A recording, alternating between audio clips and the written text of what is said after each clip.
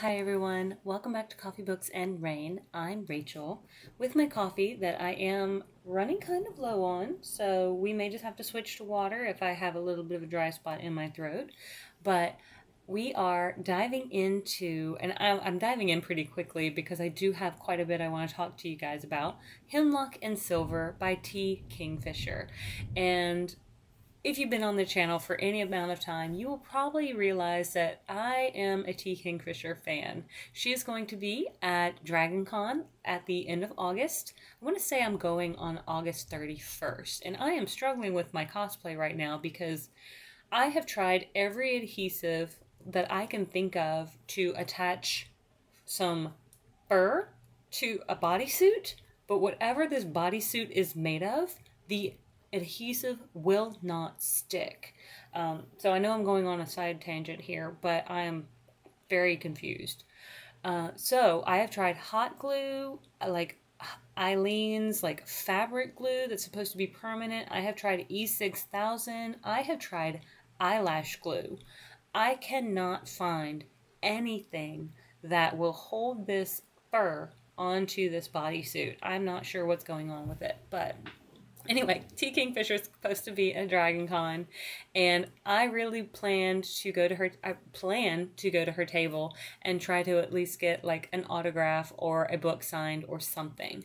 I may go out and buy Hemlock and Silver since it comes out August 19th of 2025 and bring it so I can get it signed. But I may also bring one of my other books that I have because I have two right here, and then I have a couple more in the other room. So I have quite a few T. Kingfisher books. I love her style. So let's dive into Hemlock and Silver and see why I like it so much. It is dark fairy tale for one, but it's also not what I would call a retelling, but kind of a reimagining, and I think that's what they call it as well. From New York Times best-selling and Hugo Award-winning author T. Kingfisher comes Hemlock and Silver, a dark reimagining of Snow White, steeped in poison, intrigue, and a treason of the most magical kind. Healer Anya regularly drinks poison, not to die, but to save, seeking cures for those everyone else has given up on. But a summons from the king interrupts her quiet, herb obsessed life. His daughter, Snow, is dying, and he hopes Anya's unorthodox methods can save her. Aided by a taciturn guard, a narcissistic cat, and a passion for the scientific method, Anya rushes to treat Snow, but nothing seems to work.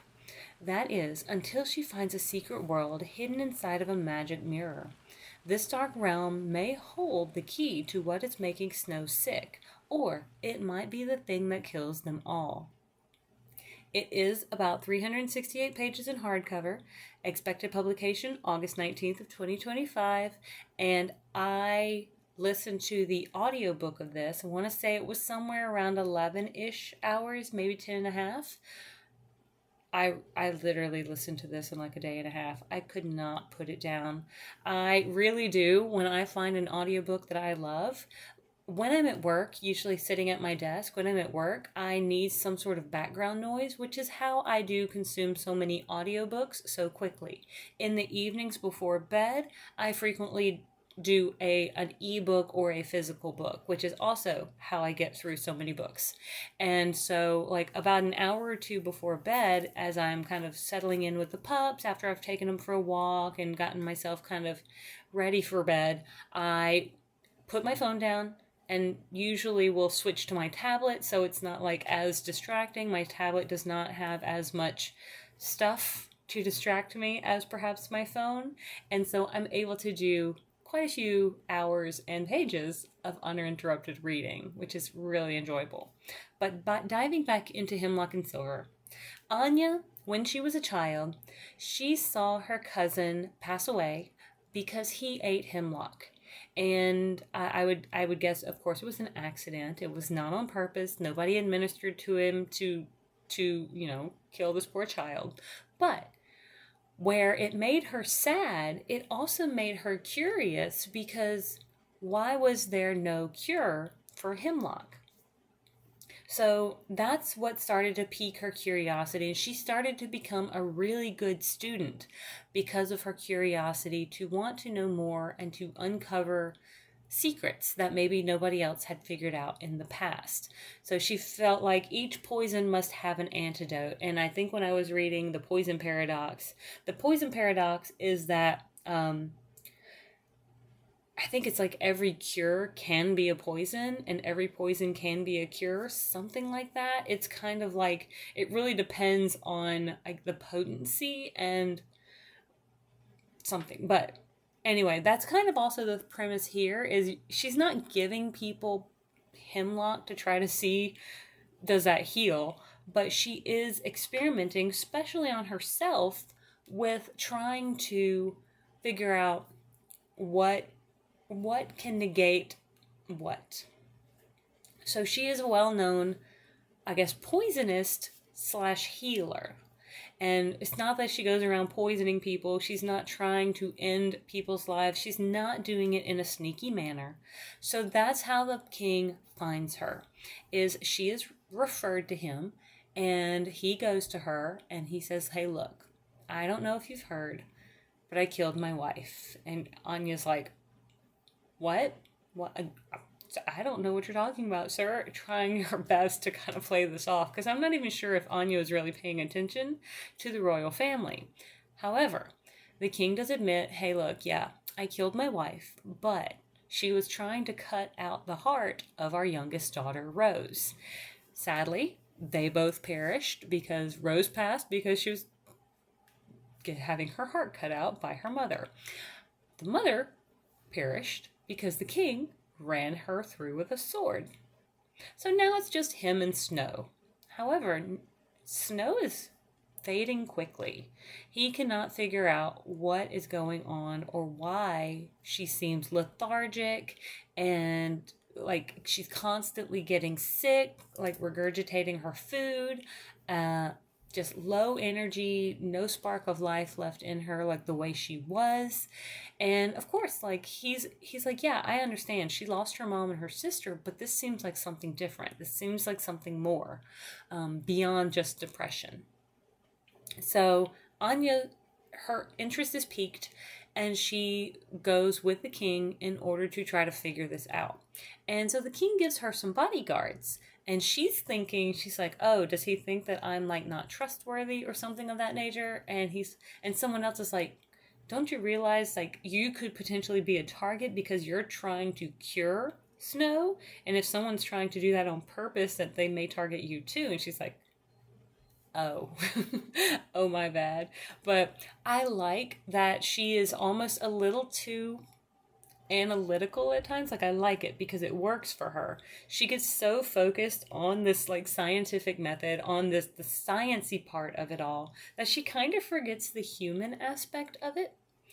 And so I find that to be a very interesting sort of aspect to Anya. Now she has she has two guards, so they kind of take turns switching out. And one guard is like Javier, and one guy is like Nate. Anyway, Javier is the one that kind of accidentally stumbles on her secret. And there's also this cat who, his name is Grayling. But as Anya's there, she is really doing her due diligence. She is having people swap food with Snow to make sure that like it's not like the plate, the food, the utensils, any of that. Like she is trying to make sure that everything is as random as possible to see what is the most consistent thing. And so it doesn't seem to be the food. Snow is still getting sick, and Anya is so confused. She even goes through Snow's stuff, goes through the makeup, goes through like her bedroom. Like as invasive as that is, and Anya didn't want to do it, she knows that she just needs to check. So she's doing all of this stuff. Well, one particular day, she runs across Snow voraciously trying to eat this apple that does not look quite right. It looks like it has almost a shimmery, silvery surface on it, and the flesh on the inside is almost pure white. It is not a regular apple. And Snow is trying to shove this thing in her face like so fast. And Anya's able to get like a piece of it away. And she's like, this has got to be it. Where does this come from? Like, how can this exist? It's like, it doesn't look like anything we've ever seen before.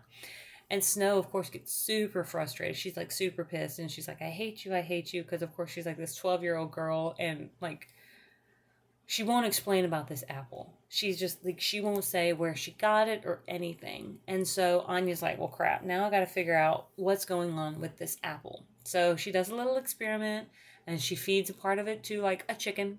And the chicken's like, okay.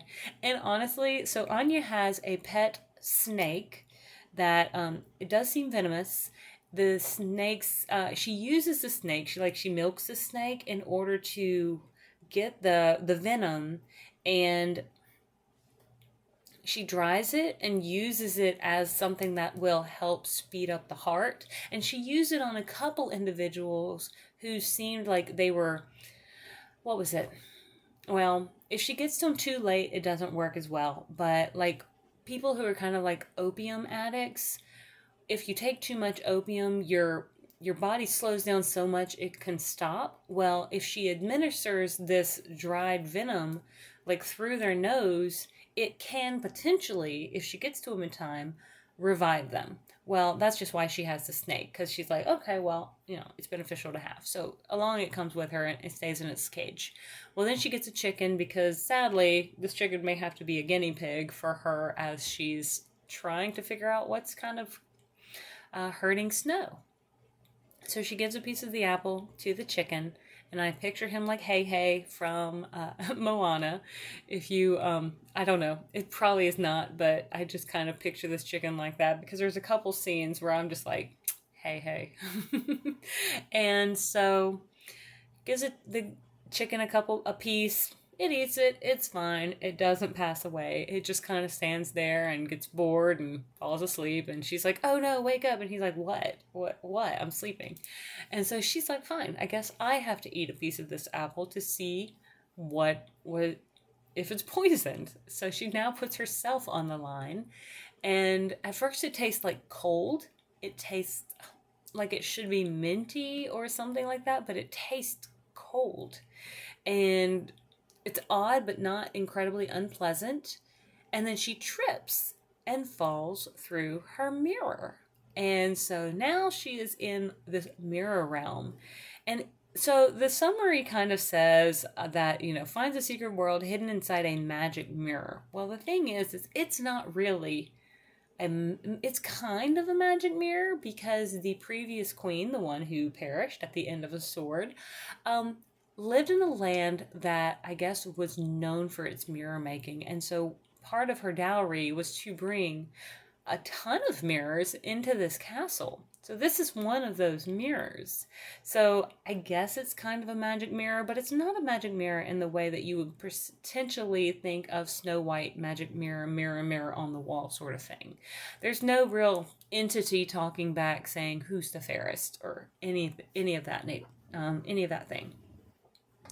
So she falls over into the mirror world and she starts kind of experimenting with that. And she's looking around again for those apples. She runs into the cat in the mirror world and it starts talking to her. And she's like, okay, no, I'm going crazy. I definitely am poisoned because cats don't talk. So it must have been this apple. Well, it wasn't. The cat really can talk. And potentially came from the mirror world. Who knows? Because I think there is a little still, even at the end of the book, a sense of mystery about this cat. But one particular day, she's experimenting with this mirror. And the cat has told her that even if she doesn't eat any more of the apple, that it should probably linger. And she should potentially have this ability for about a year, is what he thinks. Even if she doesn't eat any more of the apple that she ate should allow her to enter into the realm and through the mirror for about a year.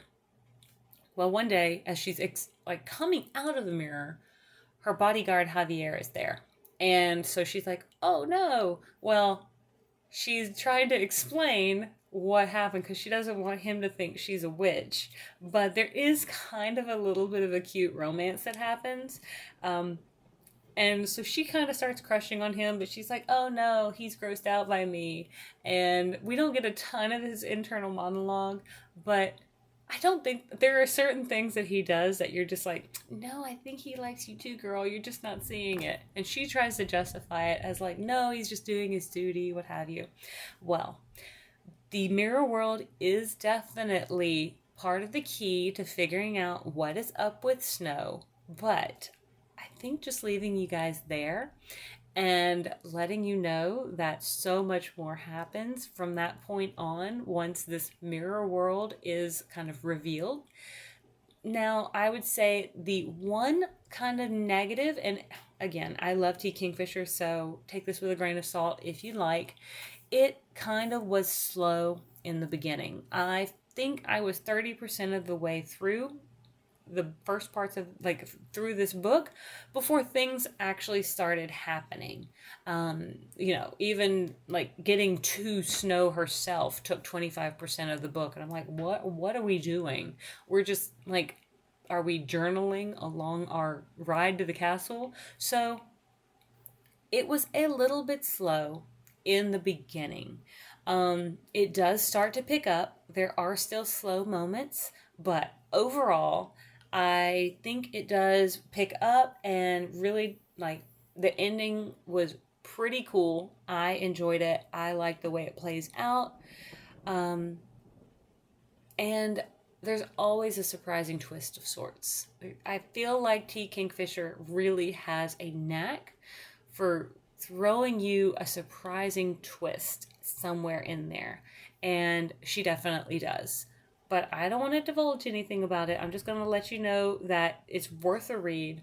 I still give it at least 4.5 stars. I really do. When I review this on NetGalley, or not NetGalley, well, yeah, NetGalley and Goodreads both, in the next few days, I'm going to round up to 5 stars because honestly, just how fast I read it and how much I was intrigued. But I do take away that half star because